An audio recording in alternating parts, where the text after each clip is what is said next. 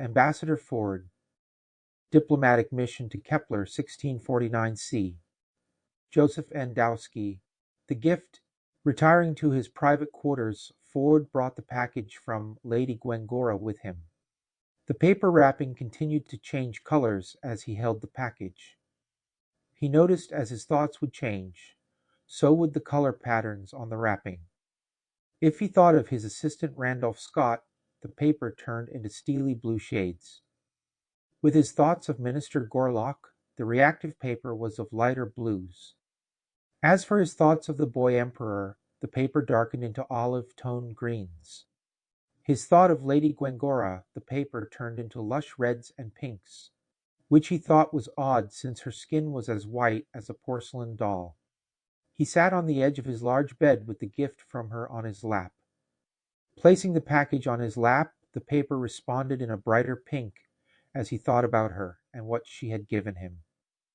It was heavy like an old-fashioned hardcover book. Unwrapping the package carefully, he made sure not to tear the paper. He wanted very much to save it, being that it was a technology he had never seen before. He was confident that the researchers back on Earth would find the reactive colored paper fascinating. He gently folded the paper and placed it in a safe box he kept under his bed. The paper safely put away, he looked at the box that he revealed. The character of fire was carved into the box with two other Bulgarian characters, flower and spring. Fire, flower, and spring, he thought to himself as he examined the box made of a smooth and stained wood. He knew that fire represented Lady Gwencora's noble house. As for flower and spring, he did not understand their meaning in this content. Could it be her given name, he thought to himself. Lifting up and examining the box, he realized it was solid. It had no clear means of opening it. Shaking it lightly to his right ear, he could clearly hear something rattling inside. He looked at it again even closer and moved his fingers along the surface and edges of the wooden box to see if he could discover any type of mechanism to open it. He found none.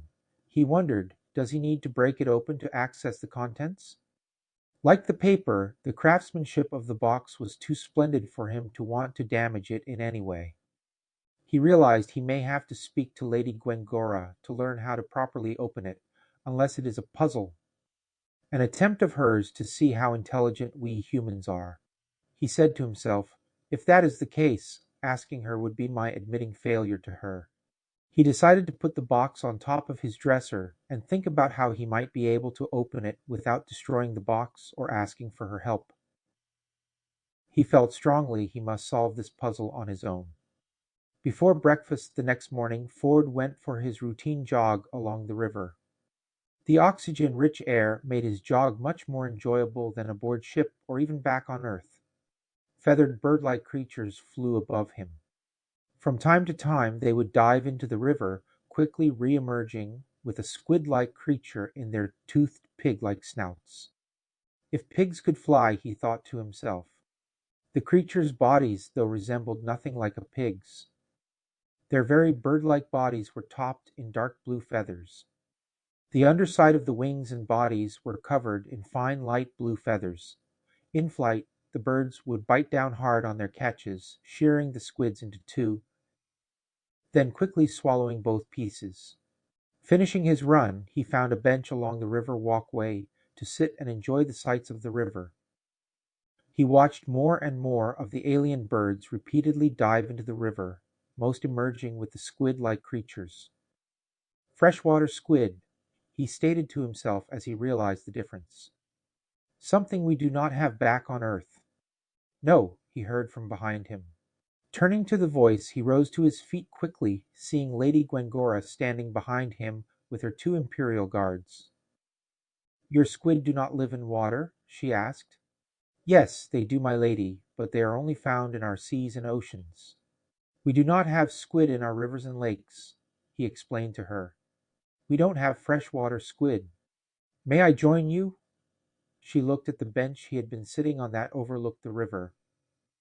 Again, you honor me. She turned to her imperial guards, and with a slight nod of her head signaling to them to retire far enough to give her some privacy with Ford. Once they backed off enough, she sat keeping her face covered with her fan. With her free hand, she patted the empty part of the bench next to her. Please. Her eyes looked up at Ford. He took her cue and sat beside her. It was the closest he had ever been to her and was enchanted by her perfume. Your perfume is wonderful, he said as he enjoyed the scent. Perfume. Oh yes, perfume. She remembered the meaning of the English word. I am not wearing any perfume. That is your natural scent? He asked, amazed how pleasing it was to him. Yes, Ambassador Ford.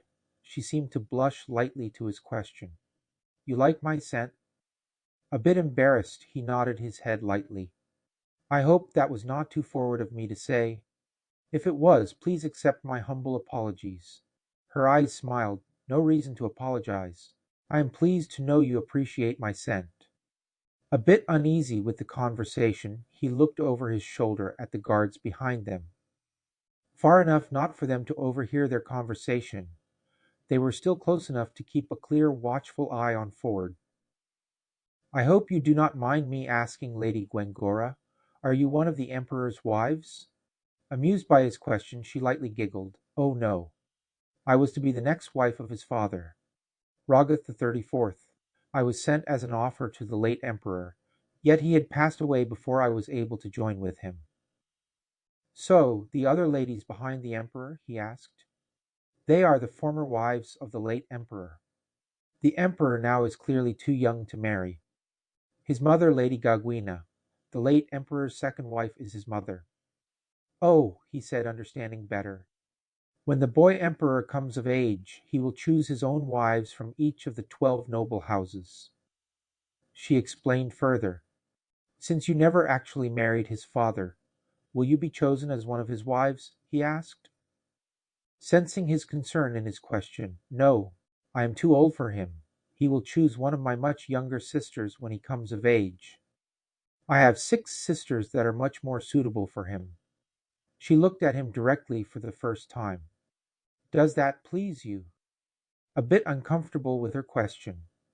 What is important is not what pleases me, but what you are pleased with. Still looking into his eyes directly from behind her fan, she asked, What color? Color, he was confused by her question. Yes, Ambassador Ford, she continued with her question.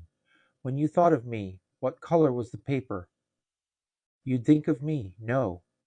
Yes, of course I did. The gift was from you. How could I not think of you? He answered her. Then what color? She asked again. Lush reds and pinks, he replied. She smiled greatly, lowering her fan slightly more than usual. Then you will be happy to know I am pleased. The guards approached them. Speaking to her in Bulgarian, Ford was unable to know what they were saying to her. Hearing their words, she stood suddenly. Ford rose to his feet too. She replied to her guards before she turned to Ford. I am sorry. I must leave you. Thank you for a wonderful conversation. No, my lady, thank you for your time.